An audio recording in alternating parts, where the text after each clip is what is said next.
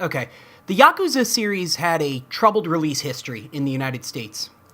When the game was released in North America in 2005, it was portrayed in its trailers and its promotional material as some kind of like Japanese Grand Theft Auto, which, while not a completely wrong comparison to make, Grand Theft Auto looks like this, while Yakuza looks like this. Being very Japanese in both its storyline and cultural tendencies, Yakuza differed from other open-world games in a few very noticeable ways. Having much stricter gun laws than the United States, the combat in Yakuza was almost entirely melee-focused. And while GTA encouraged going on rampages and slaughtering NPCs by the hundreds, since you were, after all, a criminal, Yakuza treated its characters with a much more personal light, giving characterization and backstory to its protagonist and the other characters, which, therefore, brought about morality. This meant no killing civilians, no massive spread of unjust violence, and not even being able to attack NPCs unless they specifically attacked you first. Sales of the first Yakuza were massive in Japan, but they never reached anywhere nearly as high outside of its home country. It didn't help that the budget was increased in the English localization by bringing in big-name actors like Mark Hamill and Michael Madsen to voice characters in the English dub. Take the girl now. It's really a shame that you all have to die. After the first title, however, further releases were toned down budget-wise. They got rid of the dub, and that left the game with Japanese dialogue and English subtitles. And they kind of went all in with the translation from a Japanese perspective. They didn't bother, for instance, to explain to the player how you're supposed to play Mahjong. I mean, come on, you live in Japan. Well, you don't know how to play Mahjong? Idiot. Okay, is this pinball, or... After the continued success of Yakuza 3 and 4 on the PlayStation 3, Sega released a third PS3 title, a non-canon spin-off of the series titled Yakuza Dead Souls, which is what we're going to be taking a look at today. So Sega looked at the marketplace of video games before them, and they thought about a bunch of different possibilities for ways they could innovate and keep such a unique title fresh and separate from all the other titles on the market. And they finally came to the conclusion that the best way to do so would be to make a zombie game. Now, I'm going to be honest, Yakuza is probably one of my favorite video game series of all time. It's up there with Silent Hill, Metal Gear, Fallout, and games made by Starbreeze that aren't Syndicate.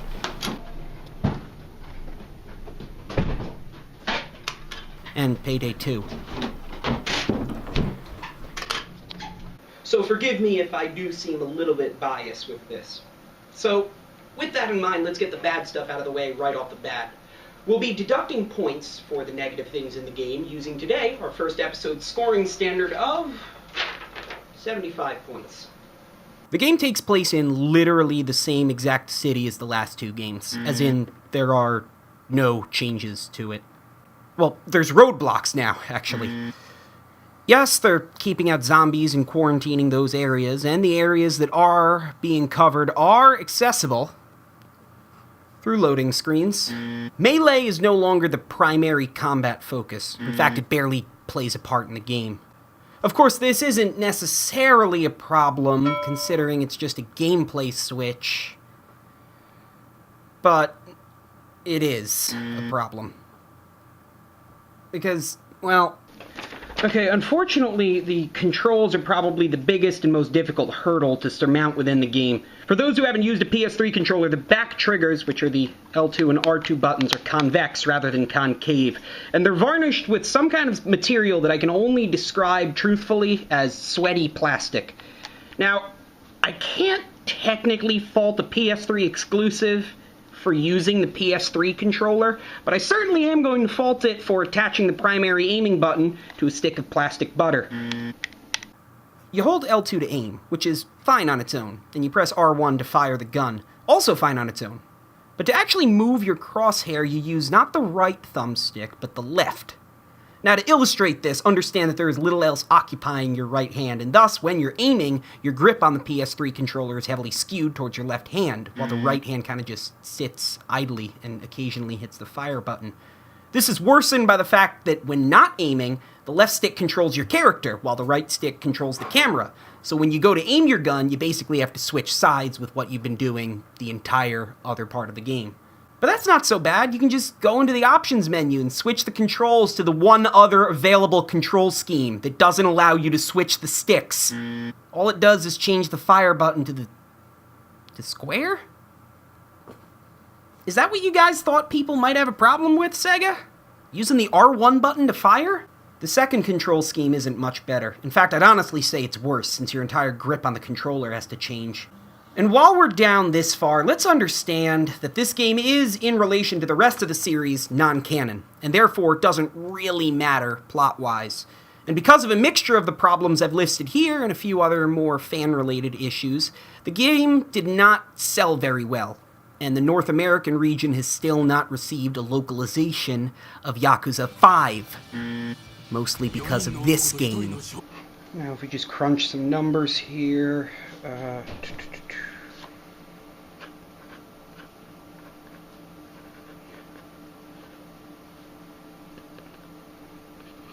Let's see. It looks like we're dealing with around 22 points out of 75 right now. And,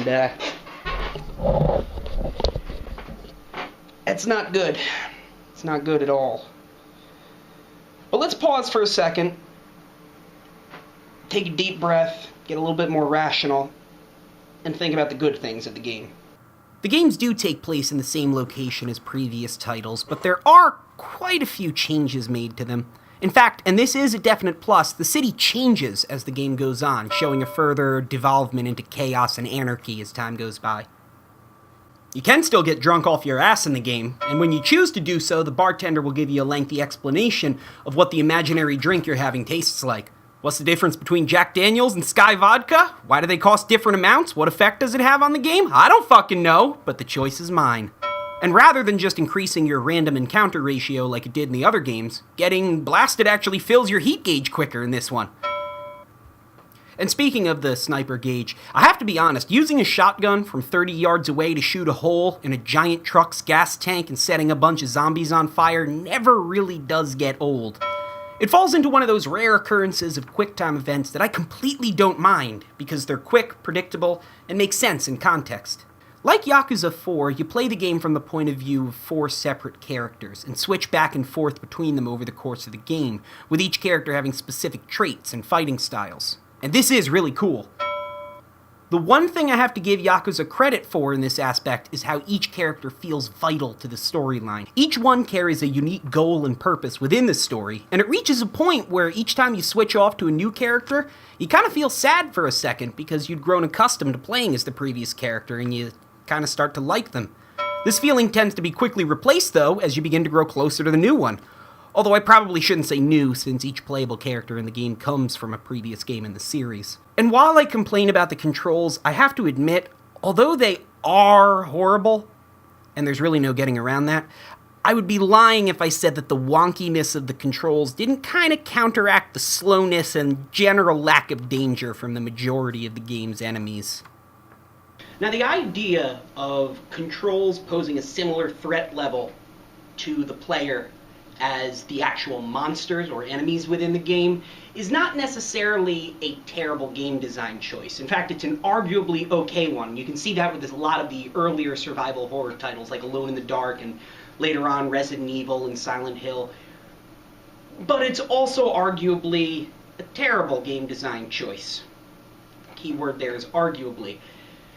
If I'm going to be completely honest, I would say it kind of does work in this game, so let's give it 5 points. But take away 3 for these fucking things. They suck and I hate them.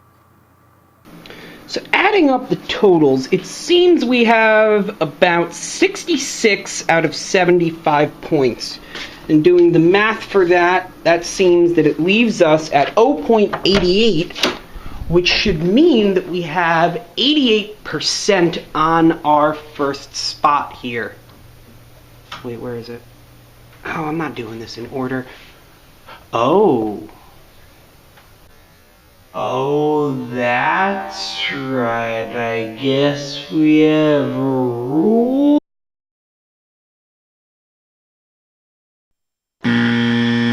Oh.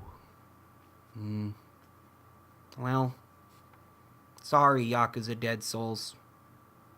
Looks like you're a shit game. 77.